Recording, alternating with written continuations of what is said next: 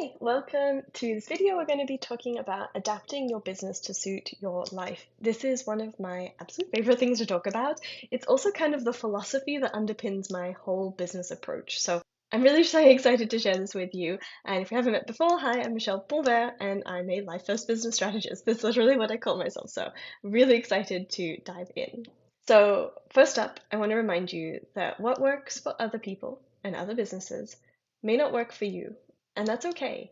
In fact, that's kind of the point. We aren't all the same. We're not all dealing with the same circumstances. We're not all building the same businesses. So why would we assume that everything that works for someone else is going to work for us too?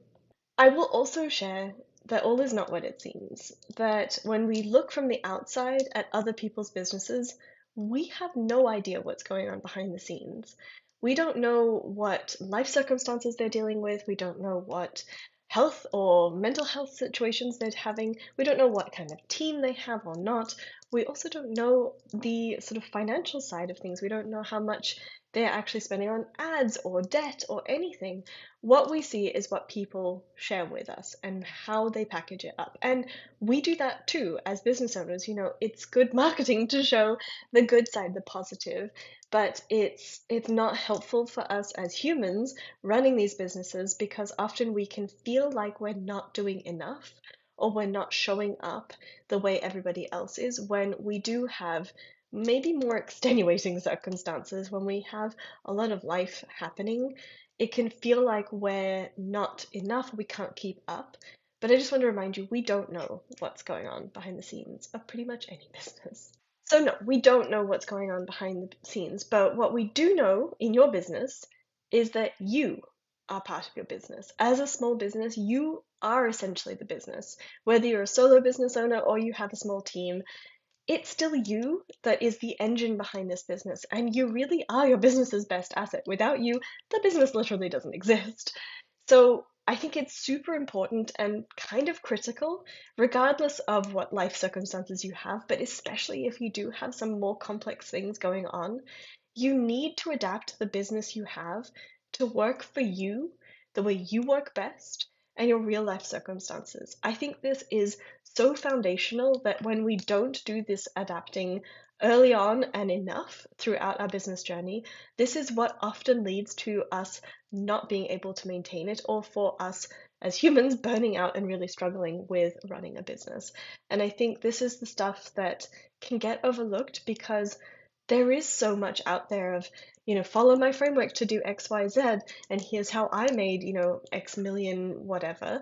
It's it's so much in this marketing industry, and especially in the online business space, about selling what we've done without the context of knowing why it worked for us in the first place. And something I'm really mindful of in my own educational content is I never want to say, here is the proven framework to do X, Y, Z, because I have only ever proven that this process works for me in these circumstances. What I do like to share, and I do think is helpful, and what I encourage you to take away from other people's education as well, is this is an example of a blueprint. This is kind of a way things can work, and here are some processes that have worked for somebody else. But it is still for you as the individual, the human, to adapt those processes, those ideas, to fit you as a human and your specific business at the stage it's at with the circumstances you're dealing with. And I think that piece is the magic. This is what makes the businesses work. It also helps you stand out. So where to start? So here are kind of the key things I would really love to encourage you to look at, because I think this is where the core of a business that's not well adapted to you really comes from. So first up, I would love to encourage you to really look at the offers, the stuff you're selling, and make sure you like it. Not just that you think it's good or, quality or whatever, but do you feel good about delivering it? Do you feel good when people purchase it? Or is there some dread, some anxiety around, actually having to sit down and do the delivery of any of these offers? Or does there sort of sense of wobbles and weirdness if you're trying to sell them? That's usually a really good sign something needs to be tweaked and adapted, especially if, I would say, you're a service provider and you are dreading having to actually deliver a service. That is a red flag saying something is up here. We should really look at why you're not enjoying this and what we can do to help it feel less stressful, because that is never going to work for you long term if you kind of dread people booking your services. Next up, I would say marketing and sales are your next big culprits for things that don't tend to work very well for us as humans. And I don't have a prescriptive sort of solution for you of like, oh, well, just do X and it will all feel better. This is where we really need to try things out, to test different strategies, different approaches, different ways of doing those strategies until we find the ones that feel the most comfortable and natural for you. And perhaps marketing and sales will never be your favorite thing in business. Perhaps they will never feel 100% comfortable, but I think we can find things that feel less uncomfortable than others. So, for example, social media has never been my favorite and has been something I've done for many years because I felt like I quote unquote had to. And I've, over the last few months, taken a break from social media. It has felt amazing, but it's also allowed me to test out other things that feel way easier, even if on paper they may feel harder, like this YouTube channel. On paper, YouTube should be harder than social media, but for me as a human, as an individual, and the process I'm using to create these videos and create it in a way that fits me is actually way less like stressful, way less anxiety producing than I found social media content. So for you, definitely try things out, test, and then I would encourage you to give yourself some regular check-ins with yourself of like, how am I feeling about these marketing and sales strategies? How can I adapt them better to suit me as a human? And then finally, I would really encourage you to review the way you work, like your processes, your calendar, your schedule, the way you manage projects and deadlines, the way you're actually like operating your business, and look for opportunities to adapt that better to suit you. If you're someone who finds deadlines really helpful, they really motivate you, great, build those in more. Keep that kind of guardrail on if that's helpful. But if you find that the deadlines are just stressing you out and making it way harder, you can get rid of them or reduce them like I did in my deleting deadlines experiment.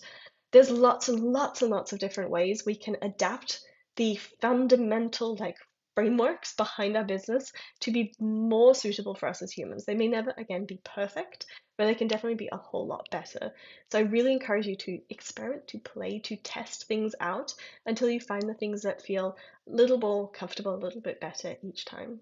So let's dive a little bit into the offers in particular. So when we're looking at our offers, again, these are the things we're selling. These are my big questions for you is, do you like delivering it? When someone buys it, are you happy to provide it to them?